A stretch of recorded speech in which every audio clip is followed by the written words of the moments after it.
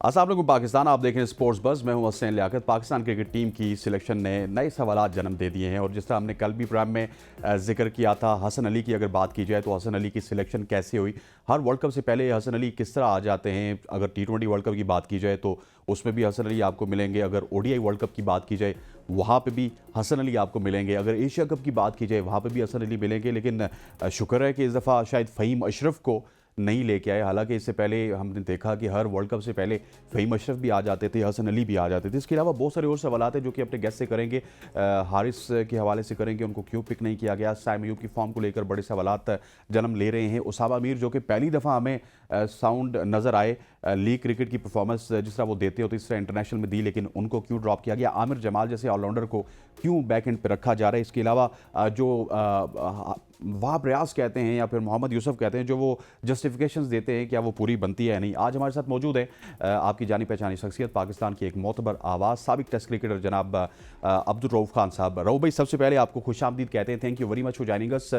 सबसे पहले तो मैं आपके जानना चाहूँगा कि what is your initial thoughts on Pakistan team selection. कि इस पे क्या बंदा बात कर सकता है। मैंने जो आपको पहले मेरा ख्याल है कि लास्ट प्रोग्राम से बताता रहा, वो कुछ कर रहे हैं। और जो पास सीरीज हुई है न्यूजीलैंड की, उसमें भी बिल्कुल वही चीज देखने में आई जो मैंने आपको बताया था कि ये तरह से रिजल्ट प्रोड्यूस करेंगे, और वही हुआ एज इट इज। अब जो सिलेक्शन है, सिलेक्शन क्राइटेरिया भी इनका कोई मेरा ख्याल है कि कोई पायदार नहीं है। और जिस तरह के ये लोग इन्होंने क्रिकेट कमेटी में या मैनेजमेंट में डाले हुए हैं, तो मेरा ख्याल है कि जो उनकी मेंटल स्टेट है, जो उनकी एबिलिटी है, जो उनकी क्वालिफिकेशन है, और जो उनका विजन है, उसके मुताबिक ही वो फैसले करेंगे। क्योंकि जब आपके पास एजुकेशन नहीं होती तो आपके पास आपका कोई विजन नहीं होता, और विजन ना हो तो आप लॉन्ग टर्म पॉलिसी बना ही नहीं सकते।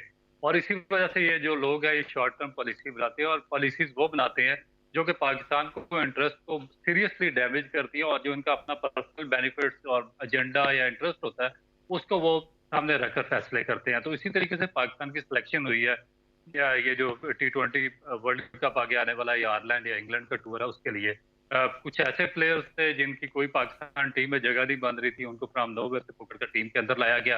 रिटायर्ड प्लेयर्स की रिटायरमेंट वापस दिलाई गई और उनको वापस लाया गया। कुछ प्लेयर्स को सेंट्रल कॉन्ट्रैक्ट से निकाल दिया गया था वायलेशन करने पर, उनको दोबारा ना सिर्फ सेंट्रल कॉन्ट्रैक्ट दिया गया, बल्कि बगैर किसी परफॉर्मेंस और फिटनेस के उनको पाकिस्तान टीम का हिस्सा बनाया गया। तो जब ऐसी चीजें चल रही हो, तो इसका मतलब है कि जो भी आप डिसीजन ले रहे हैं, वो मुल्की मफाद को पसे पुश डालते हैं, और जो आपके पर्सनल बेनिफिट्स होते हैं उनको सामने रखकर होती है। रऊफ भाई, आपने 2 डिकेड्स तक क्रिकेट के साथ आप एसोसिएट रहे, बल्कि इससे भी ज़्यादा जो फर्स्ट क्लास क्रिकेट से पहले भी आपने क्रिकेट खेली होगी। लेकिन मुझे ये बताइएगा कि हसन अली के पास क्या कुछ है, क्या कोई जादू की छड़ी है कि हर वर्ल्ड कप से पहले वहमो गुमान में ना होने के बावजूद भी हसन अली टीम में सिलेक्ट हो जाते हैं।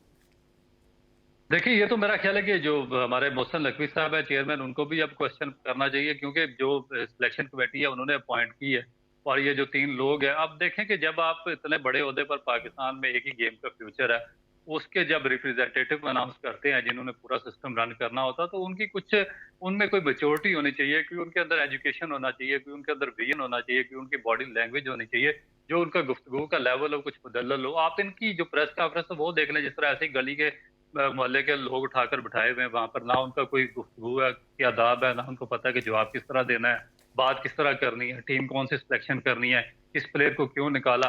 ऐसे ही एक ड्रामा उन्होंने लगाया हुआ पाकिस्तान की पूरी क्रिकेट को, और 25 करोड़ आवाम के सामने ऐसे जवाब दे रहे हैं जैसे कि बिल्कुल किसी मोहल्ले या स्कूल की टीम सेलेक्ट कर रहे हैं। तो ऐसे लोगों को मेरा ख्याल है कि सिस्टम से साइड पे रखना चाहिए, जो प्रोफेशनल है उनको लाना चाहिए। जहां तक आपकी हसन अली की बात है, तो वो भी डेफिनेट इन पे आती है सिलेक्शन कमेटी पे, कि किस बेस पर उसको सिलेक्ट किया। हसन अली की जो पास्ट वर्ल्ड कप था इंडिया में हुआ, उसमें तो वो अपने ओवर्स का कोटा नहीं मुकम्मल कर सका, फिर मैचेस से उसको निकाल दिया गया। एशिया कप में उसकी क्या परफॉर्मेंस थी, फिर आगे 2 वर्ल्ड कप जो आपके 2 टूर थे ऑस्ट्रेलिया और न्यूजीलैंड का, उसमें क्या परफॉर्मेंस थी, वहां से आपने ड्रॉप कर दिया। अगर वो इतना ही इंपॉर्टेंट प्लेयर था और आपके वर्ल्ड कप प्लान का हिस्सा था, तो फिर जो न्यूजीलैंड की सीरीज थी, जो कि बेस्ट प्रैक्टिस ऑप्शन था उससे पहले वर्ल्ड कप या जी जी। इंग्लैंड के टूर से पहले, उसमें उसको क्यों ड्रॉप किया गया, कोई मैच को क्यों निकलाया गया। तो जो PSL अभी गुजरी है आपका, उसमें उसकी क्या परफॉर्मेंस रही है, बिल्कुल बिलो द बेल्ट रही है। तो फ्रॉम नोवेयर आपने उसको पकड़ कर पाकिस्तान की टीम में ले आए हैं, तो क्वेश्चन मार्क तो पाकिस्तान की तरफ से आएगा ना। अच्छा रऊफ भाई, एक सवाल ये जन्म लेता है कि पहले होता था कि कोई चीफ सेलेक्टर होता था, हम उसकी तरफ उंगली कर लेते थे। इस दफ़ा 7 सिलेक्टर्स हैं, उसमें बाबर आजम भी हैं, उसमें गैरी क्रिस्टन भी हैं, और बहुत सारे हल्के ये कहते हैं कि शायद हसन अली को इस वजह से लाया गया कि वो बाबर आजम की गुड बुक्स में आते हैं। क्या इसमें भी कुछ सदाकत है या सारे सिलेक्टर्स इसमें मोरद इल्ज़ाम ठहराएंगे हम उनको? देखिए, सिलेक्शन जो आप फॉरनर्स हैं, फॉरनर को आप मुर्द इल्ज़ाम इसलिए नहीं ठहरा सकते क्योंकि वो प्रोफेशनल लोग हैं और वो अपना कमाई करने के लिए आते हैं। जो मुख्तलिफ जो कंट्रीज होते हैं, आईसीसी ने उनको हैवी फंडिंग की होती है कि जो आपने इतना पैसा इन्वेस्ट करना अपने कोचिंग स्टाफ पे, तो ये फिर पता नहीं किस बेसिस पर उनको कॉन्ट्रैक्ट देते हैं, वो अपने पैसे लेते हैं, टाइम पास करते हैं, 5-6 महीने का जो टर्नओवर होता है वो चले जाते हैं, और उससे जो आपकी जो क्रिकेट होती है ना उसको कोई बेनिफिट होता है ना आपकी टीम को बेनिफिट होता है। फिर आपको 2-4-5-6 महीने के बाद नया कोच ढूंढना पड़ता है। इसी तरह जो अभी पाकिस्तान के अजहर महमूद, वो भी फॉरनर कोचेज में है क्योंकि पाकिस्तान ने उनको बहुत बड़ी रिस्पेक्ट दी, इज्जत दी। वो पाकिस्तान छोड़कर उन्होंने इंग्लैंड की नेशनलिटी ले रही थी और फिर वहां से एज ए ओवरसीज कोच उनको दोबारा पाकिस्तान टीम के साथ लाया गया। वो पीछे भी लाया गया था, कोई रिजल्ट प्रोड्यूस नहीं कर सके, दोबारा फिर उनको लाया गया अभी। तो मेरा नहीं ख्याल कि अगर रिजल्ट आएगा वो भी अपने पैसे फूकड़ेंगे और निकल जाएंगे। तो जहाँ पे ये जो लोकल सेलेक्टर्स हैं पाकिस्तान के, तो उनमें भी 1-2 मीडिया के लोग जो उनके किसी के रिश्तेदार थे उनको पाकिस्तान की सिलेक्शन कमेटी में डाल दिया। अब देखें कि जो एनालिस्ट था, डाटा एनालिस्ट, उसको डालने का क्या मकसद है पाकिस्तान जैसे कंट्री में जहां आपने अपनी मर्जी से सिलेक्शन करनी है। मुझे बताएं कि अगर डाटा एनालिस्ट आपने रखा है, उसको आप 8-10 लाख रुपया तनख्वाह पे आपने उसको रखा है, तो उसने क्या एनालाइज किया कि आजम खान को किस परफॉर्मेंस पे आप कौन से डाटाबेस सिलेक्शन हुई है आजम खान की, हसन अली की कौन सी डाटाबेस सिलेक्शन हुई है, उसके बाद जो आपका क्या उसका नाम है, ये तीसरा जो एक उस्मान खान, उसकी कौन सी उस्मान खान। डाटाबेस सिलेक्शन हुई है पाकिस्तान की टीम में। तो और 2-3 जो हारिस रऊफ है, पिछले वर्ल्ड कप में उसका सिस्टम पूरा नहीं हुआ, कोटा नहीं पूरा कर सका, एशिया कप में वो सफर करता रहा, ऑस्ट्रेलिया के टूर में उसने खेलने से इनकार कर दिया, न्यूजीलैंड के टूर में ऑफ कलर रहा।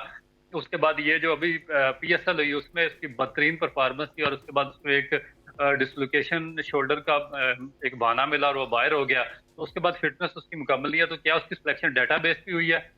उसके बाद और आपके बहुत बड़े क्वेश्चन मार्क्स हैं। शादाब खान की मुझे बताएं कि जो सिलेक्शन है पिछले वर्ल्ड कप हुआ, एशिया कप हुआ, 3 साल की परफॉर्मेंस कौन से डाटाबेस पे शादाब खान की सिलेक्शन की गई है? तो इसका मतलब है कि आपने एक जो डाटाबेस सिलेक्टर अनाउंस किया वो तो बिल्कुल आपने ओबलाइज किया, किसी की सिफारिश से उसको रखा हुआ है, तो उसको आप पैसे बनाने का मौका दे रहे हैं, तो पैसा आपको आईसीसी से आ रहा है, मगर उसको जिस तरीके से आप बांट रहे हैं वो पाकिस्तान क्रिकेट के लिए और स्पोर्ट्स के लिए ज़हर कातिल है, मेरा ख्याल है। रऊफ भाई, आपने एक पॉइंट रेस किया कि अजहर महमूद की आपने बात की। इससे पहले बहुत सारे क्रिकेटर हमने देखे, हफीज़ आए, उससे पहले मिसबा आए।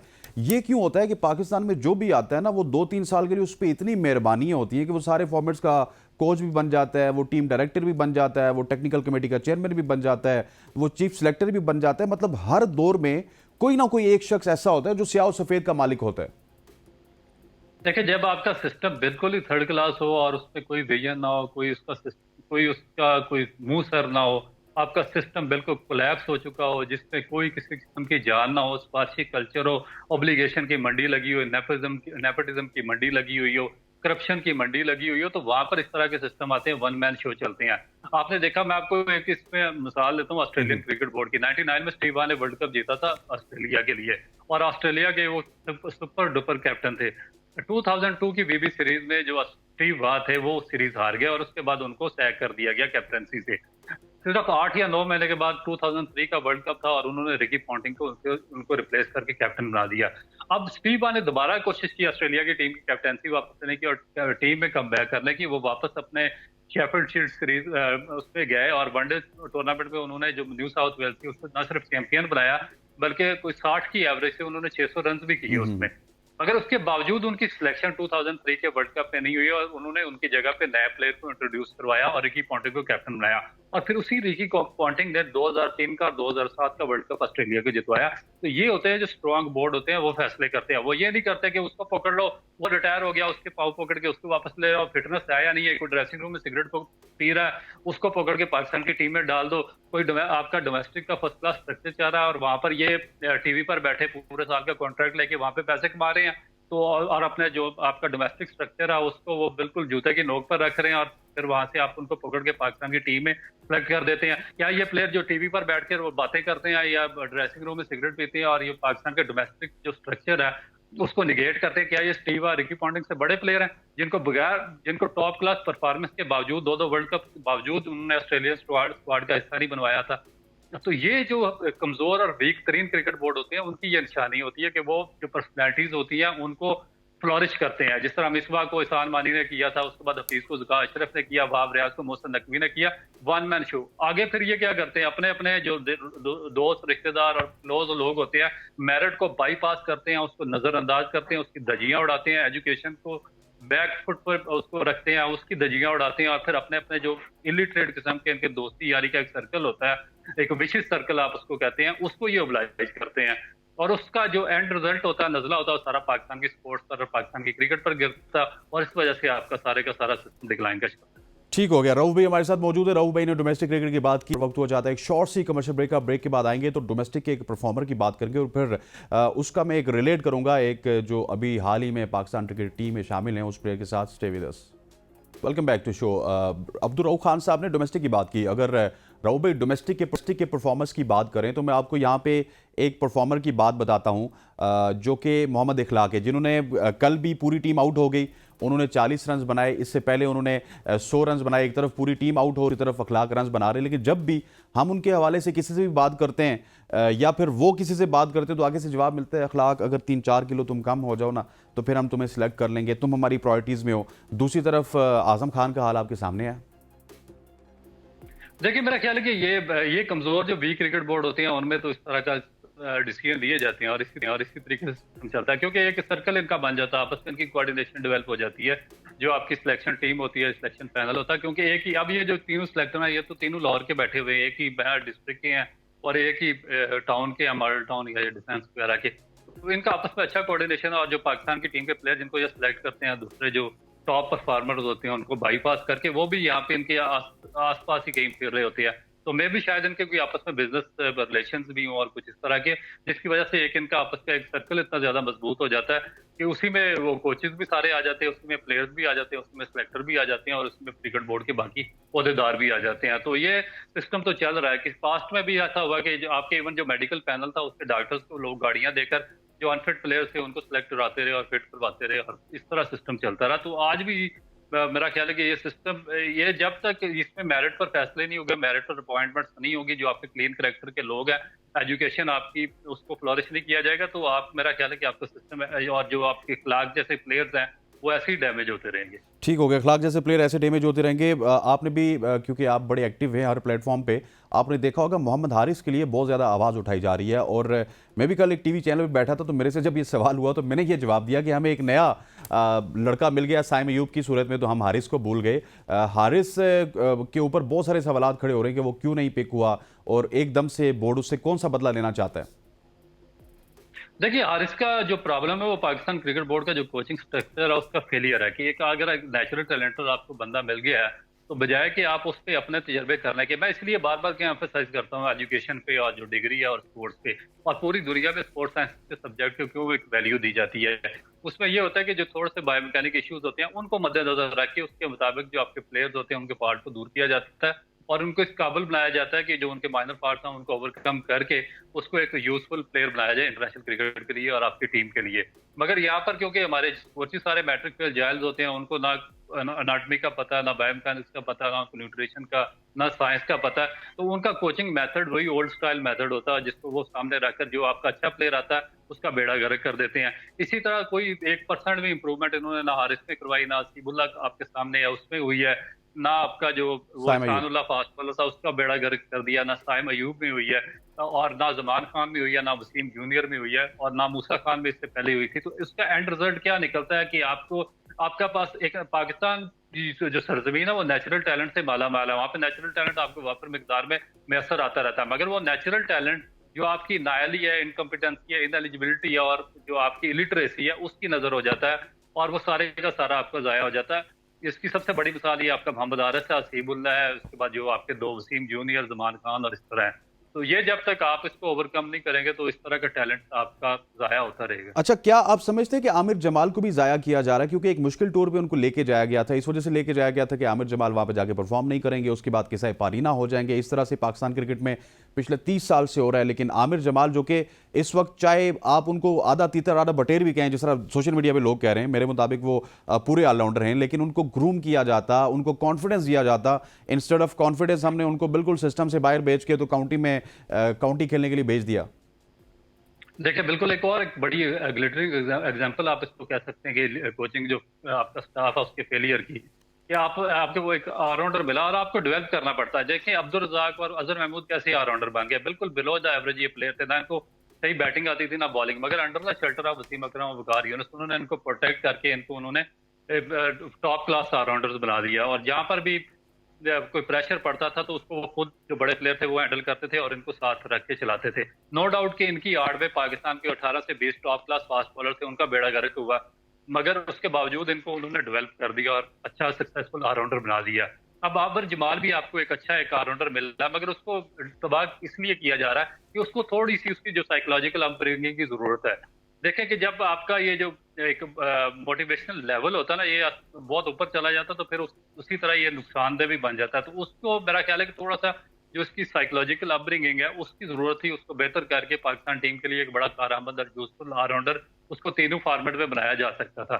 मगर अब उसके एटीट्यूड को ये बहाना बनाकर और मिसाल बजाय कि उस पर कुछ वर्क करने के, अगर आपके पास कोई एजुकेशनिस्ट होता, पढ़ा लिखा बंदा होता है कोचिंग स्टाफ में, तो उसकी वो बेहतर उसकी मेंटोरिंग भी कर सकता था, अपब्रिंगिंग भी कर सकता था और उसको एक यूजफुल ऑलराउंडर में कन्वर्ट कर सकता था।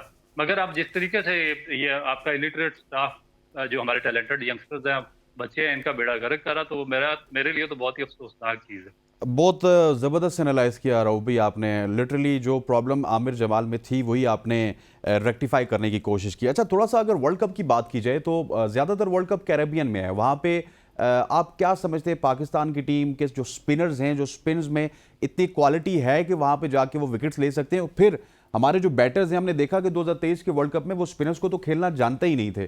तो इस डिपार्टमेंट में तो मेरा ख्याल है कि जो कामयाब होगा वही जाके वर्ल्ड कप में अच्छा परफॉर्म करेगा। इस हवाले से आपकी क्या राय है? देखिए दो जगह पे है, अमेरिका में भी और कैरेबियन में बात पीछे आती है कि जो स्पिन बॉलर को सूट करती है, मगर वही प्रॉब्लम है कि जो आपके बैट्समैन है वो ज्यादा वहां पर सफर करेंगे, क्योंकि जिस तरह आपने देखा कि लास्ट वर्ल्ड कप में हम सोच रहे थे कि मे भी इंडिया या श्रीलंका में जो एशिया कप हुआ हमारे लिए बड़ा गोल्डन अपॉर्चुनिटी होगा, हमारे पास स्पिनर्स भी हैं और हमारे बैट्समैन भी अच्छे खेलते हैं, मगर हमारे टोटल जो मिडिल ऑर्डर था या ओपनिंग स्लॉट था वो कोलैप्स कर गया इंडिया में भी और उधर श्रीलंका में भी।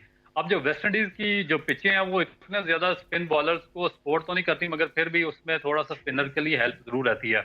और अमेरिका में कुछ पिचें ऐसी हैं कि जो उसमें मेरा ख्याल है कि उसमें जो दूसरी पिचें होती हैं जो जो ऑस्ट्रेलिया में बिछाई जाती है, ड्रॉप इन पिचेस। हाँ जी, एक दो स्टेडियम से वो है वहां पर मे भी कि इतना ज्यादा स्पिन बॉलर्स के लिए सूटेबल ना हो, मगर जो बाकी पिचेस हैं वो वहां भी उस स्पिन बॉलर्स के लिए वो सूटेबल है। तो अब डिपेंड करता है कि जो हमारे फास्ट बॉलिंग अटैक है या स्पिनर्स है उनमें किस हद तक जाना है, क्योंकि ये जो अभी पीछे पास सीरीज देखी है हमने उसमें तो ये हमारे जो जो जो बॉलर थे, स्पिन बॉलर, वो इस काबिल नहीं थे कि अपना कोटा ही मुकम्मल कर सकते। तो अब एक उसामा मीर था, उसको आप देखे कि 3-4 सीरीज में आपने साथ रखा हुआ था, ऑस्ट्रेलिया भी लेकर गया, उसके बाद न्यूजीलैंड का टूर भी इसको खिलाया, वर्ल्ड कप में भी था, एशिया कप भी खिलाया, अब ये पूरी सीरीज भी खिलाई, पीएसएल में भी इसने हाईएस्ट विकेटें ली।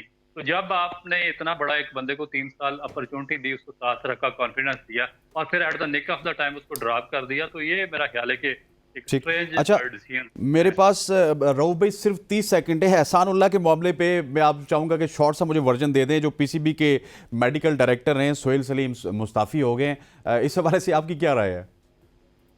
देखिए उसको ना उनके इनके पास कोचेस पढ़े लिखे हैं ना इनके डॉक्टर रहते हैं, सारे सिफारिश पे oblige होते हैं, उस बेचारे का बेड़ा इन्होंने गर्क किया। मैंने आपको याद होगा पिछले साल भी कहा था जब इन्होंने कहा था पीएसएल खेलेगा, तो मैंने कहा था कि वो पीएसएल इस एक्शन के साथ नहीं खेल सकता, जब वो दोबारा बॉल करेगा उसको दोबारा ये इशू आ जाएगा। तो उसको बिल्कुल ऐसे ही हुआ, उसमें थोड़ा सा एक बायोमैकेनिक इशू हुआ, तो अगर उसको सही कर दे तो मेरा ख्याल है कि अभी भी वो अपना कैरियर प्रोलॉन्ग कर सकता है, मगर ये आइडेंटिफाई नहीं कर सके। ठीक हो गया, बहुत बहुत शुक्रिया वेरी मच। अब्दुल रऊफ खान साहब हमारे साथ मौजूद थे, साबिक टेस्ट क्रिकेटर, जो कि अपनी राय से हमें आगाह कर रहे थे। ख़वातीन हज़रात, आज के प्रोग्राम से इतना ही। इंशाल्लाह अगले हफ्ते फिर मुलाकात होगी, तब तक के लिए अल्लाह हाफ़िज़।